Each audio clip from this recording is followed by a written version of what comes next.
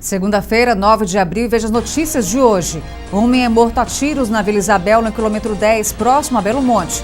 Corpo em estado avançado de decomposição é encontrado no bairro Santa Ana. Incêndio destrói ônibus na garagem da empresa Transbrasiliana. Suspeito de roubar moto no bairro Buriti é detido pela polícia. O acidente na Avenida Perimetral que deixou uma mulher ferida.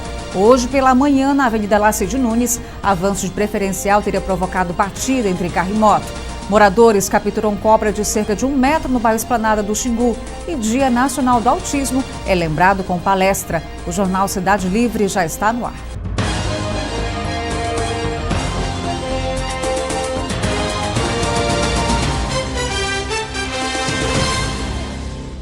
Boa tarde. Um homem foi morto a tiros próximo à comunidade de Belo Monte. Foi através de denúncia de moradores das proximidades que a polícia teve a informação de um homicídio. O crime foi na Vila Isabel, no quilômetro 10, em Belo Monte. A equipe de policiais chegou ao local indicado pela comunidade. A vítima, um agricultor conhecido por Williams, que foi executado a tiros. Vizinhos disseram à polícia que chegaram a ouvir disparos de armas de fogo por volta de 1h30 da madrugada deste domingo. Os policiais militares chegaram a realizar buscas por mais informações ou possíveis envolvidos no crime, mas sem sucesso. A Polícia Civil investiga o caso. Aqui em Altamira, o corpo de um homem foi encontrado no bairro Santa Ana. O cadáver estava em estado avançado de decomposição. O corpo do homem não identificado foi encontrado por populares em estado avançado de decomposição neste matagal no bairro Santa Ana. O mau cheiro que vinha do local incomodou moradores das proximidades que foram verificar e se depararam com o corpo coberto por entulhos. A gente tem um amigo que ele sempre trabalha na Santa Clara e bem de segunda-feira que ele passava, ele viu esse movimento, né, essa coberta aí com esses forros aí. Aí, como hoje ele viu isso aí, já estava com mau cheiro, né, ele foi tentar descobrir. Aí ligou para a polícia veio, até certo veio e não localizou, né, porque é desconveniente mesmo o local, né. E aí ele foi lá na minha casa chamar, aí a gente veio, a polícia estava chegando na minha casa, já que a gente deu o endereço lá de casa, a gente pegou e veio junto, a gente veio mostrar o corpo aí. Agora vocês não escutaram nada, por aqui, nenhuma movimentação esses dias? Não, ninguém escutou nada.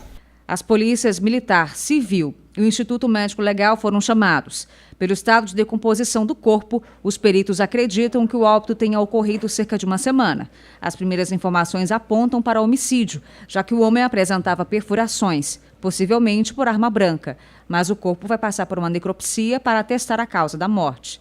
Os vestígios que puderam ser encontrados ainda devido à decomposição do corpo sugerem que ele foi vitimado por arma branca. Pelo menos deu para conferir, no mínimo ali, de 7 a 8 intervenções, possivelmente de arma branca. Sendo que na parte frontal da cabeça dele foi rompido uma parte do tecido ósseo, o que pode indicar a medicina que vai fazer agora a análise dela para poder afirmar se esse cidadão ele foi vitimado também por um material pérfuro contundente ou um instrumento pérfuro cortante. O local como ele foi encontrado, né? Vocês viram, vocês estavam aqui, ele é totalmente inidôneo.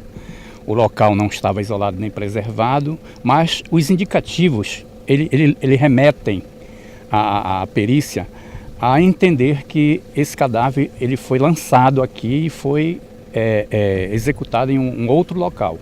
Prova disso que a gente achou um pedaço do cabo, né, que estava no braço dele, a uns 3 metros antes do cadáver, dando a entender que ele foi conduzido para aquele local. O corpo foi encaminhado para o centro de perícias. O caso está sendo investigado pela polícia. Para os moradores do bairro Santa Ana, o sentimento é de insegurança, com tanta violência e mortes no bairro. Acontece direto, né? Mas a gente mora porque não tem mais uma condição, né? É tudo esquisito, a rua tudo é fechada, é matagal que vocês estão vendo aqui, né? Aí não tem jeito, a gente fica descontragindo, mas fazer o quê, né? O jeito é fazer a própria segurança e ficar dentro de casa. Dentro de casa. Até ontem mesmo eu tive um problema, eu tive que ligar para um amigo me pegar para levar lá, porque eu não pude sair de moto, por causa que era umas 12 horas, né, que eu vinha. Então a gente tá sem segurança, né? Às vezes a polícia faz a ronda delas, mas quando você pensa que não, a polícia vai embora, eles aproveitam, né? Porque eles sabem a hora, né? São prevenidos, né? Um grande incêndio destruiu dezenas de ônibus da empresa Transbrasiliana que estava em uma garagem da empresa na avenida que dá acesso ao aeroporto da cidade. Funcionários da empresa e populares que passavam pela Avenida João Paulo II, que dá acesso ao aeroporto da cidade, ficaram assustados com a quantidade de fumaça. Um incêndio misterioso destruiu dezenas de ônibus que estavam na garagem da empresa Transbrasiliana. No local também estavam sucatas de ônibus, que também foram atingidos. As chamas podiam ser vistas a quilômetros de distância. O Corpo de Bombeiros foi acionado e, com o apoio de outros 2 caminhões-pipas, conseguiu controlar o incêndio, que durou pouco mais de 1 hora. A polícia também foi acionada. O material queimado, como pneus e estofados, contribuíram para que o incêndio ficasse cada vez mais intenso. Quando a gente chega no local, as primeiras observações, né? São essas que você acabou de falar agora. Mas se você observar, esses homens aqui, a maioria já são carcaças, né? E aí eles pegam fogo de fato, mas não corre tanto risco assim a não ser o fogo. Mas a gente conseguiu fazer o serviço que viemos fazer aqui. Aquele lado, o outro lado lá que vocês observaram, para lá já estava bem fraco, já estava afindando o fogo. Então o interessante era esse lado daqui, onde o fogo estava bem mais forte, né? Vocês veem que já tem bastante ônibus que pegaram fogo ainda aí. Mas a gente conseguiu com todo esforço, não é fácil, mas a gente fez o nosso trabalho aqui com êxito. O fogo chegou a invadir uma área de mata que fica próxima à garagem da empresa, mas a situação também foi controlada pelo Corpo de Bombeiros. A polícia agora vai investigar se o incêndio foi acidental ou criminoso. A empresa de transportes Transbrasiliana decretou estado de falência e fechou as portas em junho de 2016, deixando só aqui em Altamira cerca de 120 desempregados, que até hoje cobram na justiça o recebimento dos direitos trabalhistas. O advogado, que representa os empregados demitidos, disse que a empresa alega enfrentar problemas financeiros. E veja a seguir, suspeito de roubar moto no bairro Buriti é detido pela polícia. O acidente na Avenida Perimetral que deixou uma mulher ferida e hoje pela manhã na Alacide Nunes o avanço de preferencial que provocou batida entre carro e moto. E moradores capturou um cobra de cerca de 1 metro no bairro Esplanada do Xingu. Um acidente na Avenida Perimetral deixou uma mulher ferida. O motorista que teria provocado o acidente fugiu sem prestar socorro à vítima. E um jovem foi preso, acusado de assalto. O suspeito teria abordado um casal e levado a motocicleta. Alex da Silva foi detido na casa dele, suspeito de ter assaltado um casal no bairro Buriti e levado a moto. O casal compareceu à delegacia e reconheceu o acusado. A mulher, que preferiu não se identificar, contou como teria sido a abordagem dele e do comparsa, que não foi encontrado pela polícia. Pulou da moto e já encostou meu marido, mandou ele descer da moto. Desce da moto, vagabundo, não é para trás não. Aí meu marido foi, desceu, bota a mão na cabeça, vagabundo.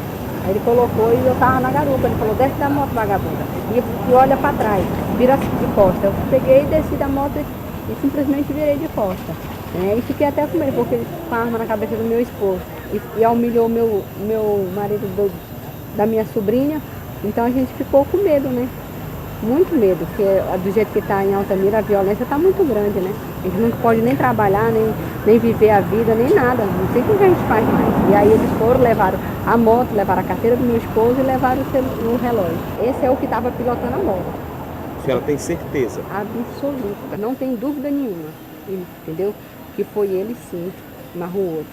O outro se chama até Lourinho, o outro que andava com ele. O jovem, que possui ficha criminal, negou o crime. Eu não tenho envolvimento com isso aí não, tenho nada a ver. Essa é a primeira vez que você está vindo parar na delegacia? É a segunda. Qual foi a primeira vez e qual foi a motivação? Foi tráfico. Você já foi preso por droga. Hoje você tem algum envolvimento com a droga? Não. Estava trabalhando, parei há poucos dias. Não tenho envolvimento disso, eu não preciso disso mais não. Já foi o tempo. Com certeza que não foi eu, passei o dia em casa. Tenho prova com isso. Tenho prova. Meus vizinhos estão tudinho lá, se eu quiser chamar alguém lá, tá tudinho de prova que eu passei o dia todo em casa, eu não tenho envolvimento com isso aí não. A mãe de Alex da Silva compareceu à delegacia. Ele fuma, ele sempre fumou, ele fuma, mas roubar ou então pegar nada dos outros, nunca aconteceu isso. Diz que tem uma filmagem, mas a gente não pode ver essa filmagem, só eles que vê. Então, fica complicado, né? Se tem, é real, bora ver todo mundo, né? Porque eu sou a mãe, eu vou reconhecer ele. E se ele fez, tem que pagar, né? Ou ele estava em casa. A polícia chegou lá 9 e pouco. Você vê como não bate. A polícia chegou lá em casa, não era nem 9 horas que eu estava tomando banho. Estava no banheiro, nem banhei. Eu saí e vesti minha roupa. Por aí já não bate. Porque foi 9 horas e 8, 7 e pouco eu estava em casa com ele e ele não saiu mais. A moto roubada não foi encontrada. O jovem ficou detido à disposição da Justiça. Ainda no sábado à noite, foi registrado um acidente na Avenida Perimetral. Essa mulher que conduziu uma moto foi atingida por um carro. O motorista do veículo fugiu sem prestar socorro à vítima. Socorristas do SAMU encaminharam a mulher para o hospital para os atendimentos necessários. Um familiar levou a moto da vítima. Hoje pela manhã, um avanço de preferencial teria provocado um acidente envolvendo um carro e uma moto. O acidente foi entre a Avenida Lacide Nunes e a Travessa Coronel Jarbas Passarinho. Segundo informações, o motorista do carro teria avançado a preferencial, colidindo na motocicleta. O condutor da moto teve danos materiais e sofreu ferimentos pelo corpo. Quando eu cheguei aqui de frente à oficina, ele já entrou. Só que ele já entrou, eu só freiei e esperei a pancada, porque não deu tempo. Até que pegou até na porta dele ainda. O cara que vinha do meu lado, um pouco mais atrás de Pop também, acertou na lanterna do fundo dele, entendeu? Foi 2 acidentes, só que o cara de Pop, ele pegou acho que meio de raspão, só que ele foi embora, não sei nem se ele parou para esperar aí. O proprietário do carro deixou o veículo no local do acidente e seguiu para o trabalho. O condutor da moto recebeu os primeiros atendimentos de socorristas do Corpo de Bombeiros e foi encaminhado para o hospital. Agentes do Demutran trabalharam no local do acidente. Os veículos foram encaminhados para o órgão para procedimentos. Moradores do bairro Esplanada do Xingu capturaram uma cobra de cerca de 1 metro de comprimento na noite de ontem. A cobra foi vista na noite de ontem, atravessando a rua do bairro Esplanada do Xingu. Os moradores chegaram a ligar para o Corpo de Bombeiros insistentemente, mas foram informados que não havia viatura disponível para que os militares fizessem o resgate do animal. Essa cobra apareceu aqui no bairro Esplanada do Xingu por volta das 18 horas. E várias vezes a gente ligamos no 93 e o Corpo de Bombeiro a nenhum momento apareceu. Já são 21h25 da noite e até agora nenhum Corpo de Bombeiro veio. A primeira ligação que nós fizemos, o Corpo de Bombeiro falou que estava sem viatura. Preocupados com a possibilidade do bicho entrar nas casas ou ferir alguma pessoa, os próprios moradores capturaram o animal utilizando um cano. Em seguida, soltaram no rio Xingu. Mais de 3 horas de espera, tivemos que tomar a atitude de pegar a cobra e soltar aqui na beira do rio Xingu. Com medo da cobra entrar em alguma da residência, né? Apesar que teve um rapaz que estava tentando pegar a cobra e ela chegou a dar uma picada na mão dele. Não foi identificada a espécie da cobra. Depois do intervalo, o Dia Nacional do Autismo é lembrado com palestra e mais uma obra lançada oficialmente ao mercado da literatura, a antologia Pupuyando. Dia 2 de abril é celebrado o Dia Mundial da Conscientização do Autismo. O objetivo da campanha é disseminar informações em âmbito mundial sobre o autismo, transtorno que afeta mais de 2 milhões de pessoas no Brasil. A PAI de Altamira, que também atende crianças autistas, comemorou a data com uma palestra. O encontro é para ajudar a conscientizar a população sobre o autismo, um transtorno no desenvolvimento do cérebro que afeta cerca de 70 milhões de pessoas em todo o mundo. O autismo é um transtorno extremamente complexo que se manifesta nos 3 primeiros anos de vida e acompanha o indivíduo até a velhice. Dia 2 de abril é o dia de conscientização, do autismo. E a PAI não poderia deixar essa data passar em branco, que nós somos uma entidade responsável pela pessoa com deficiência e no município nós estamos aqui para desenvolver um bom trabalho. A média hoje são 40 crianças com transtorno do autismo matriculadas na PAI. No município nós temos um número muito maior, e que a gente não está atendendo por não ter condições, tanto física quanto pessoal.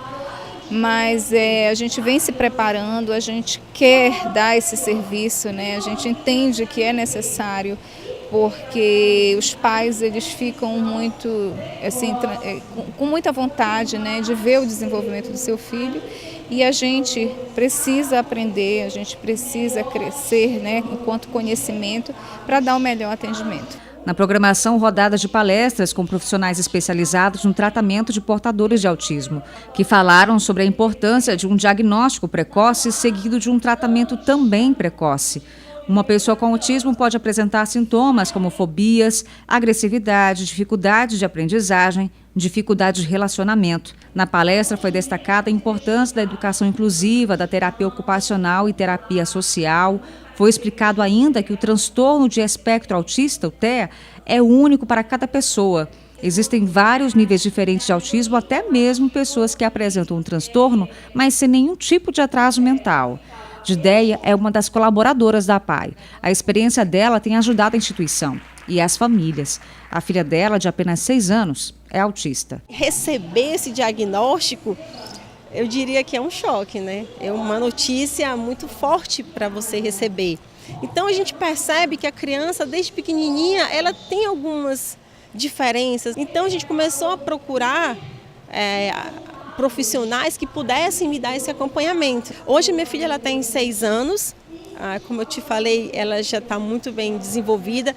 Ela é considerada hoje como uma criança com autismo de alto nível, um autismo que é muito funcional, é aquela criança que consegue fazer outras atividades que uma criança típica estaria tendo esse desenvolvimento. No município há programas sociais que atuam em parceria para identificar portadores do autismo. O Criança Feliz é um projeto do governo federal, onde a maior importância dele é o desenvolvimento da criança na fase de 0 a 3 anos.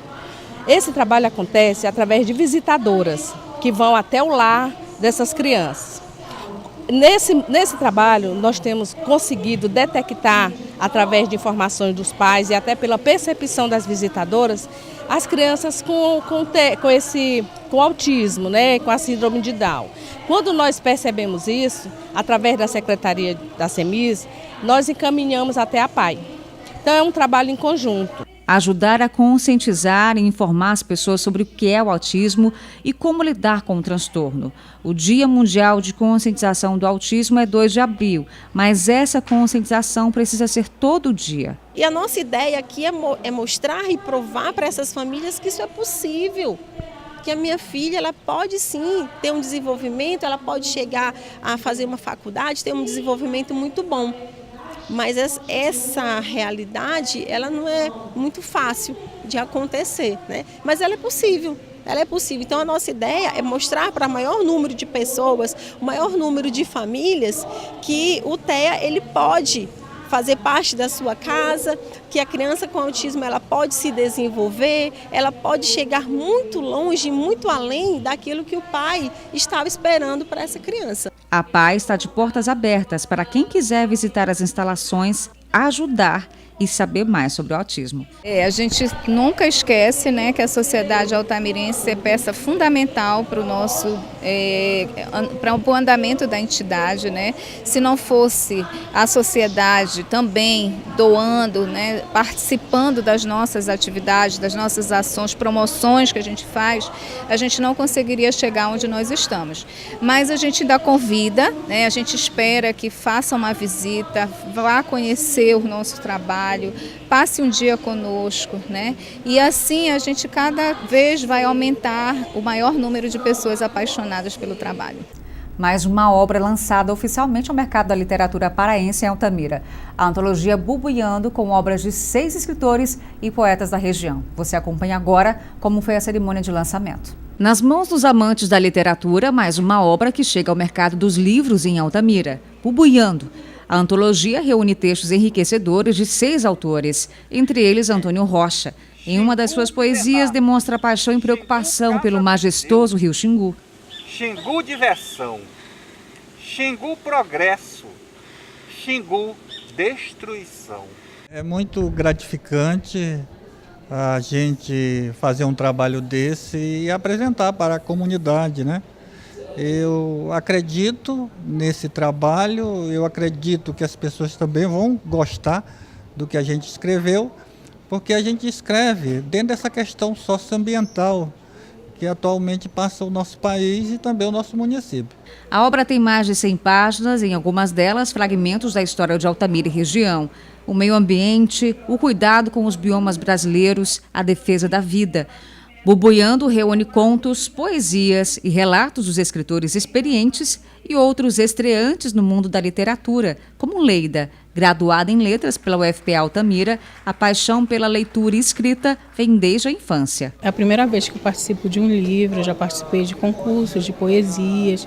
Inclusive eu resgatei uma do aniversário do Polivalente, que tinha um projeto de um livro, e eu resgatei e coloquei agora nessa publicação. Um pouco da história que eu resgatei assim numa poesia. Eu amo a cidade de Altamira, é uma cidade muito acolhedora, que passou por grandes transformações que a gente vê, né? Essa mistura tão rica de pessoas de vários cantos do país que residem aqui. Também tem um pouquinho do sentimento, do desejo que a humanidade possa evoluir para um lado bom, né? Então, tem um pouquinho de tudo. E eu dedico aos meus filhos a minha produção poética. Um dos escritores da antologia poética, José Bezerra, também esteve na cerimônia. Ainda entram nesta antologia os escritores Rose Duarte, João de Castro e Francisco Cândido. Para a presidência da Academia Altamirense de Letras, ao falar de literatura, fala-se da cultura de um povo, de toda a sua manifestação artística, política e científica, aspirações literárias com textos enriquecedores. Uma coletânea que tem o alcance de penetrar os sentimentos dos leitores. A Academia Altamirense de Letras, de promover um pouco, de fomentar a cultura da nossa região. De 3 anos para cá, está havendo muitos lançamentos, muitos livros publicados por grande parte dos escritores da academia.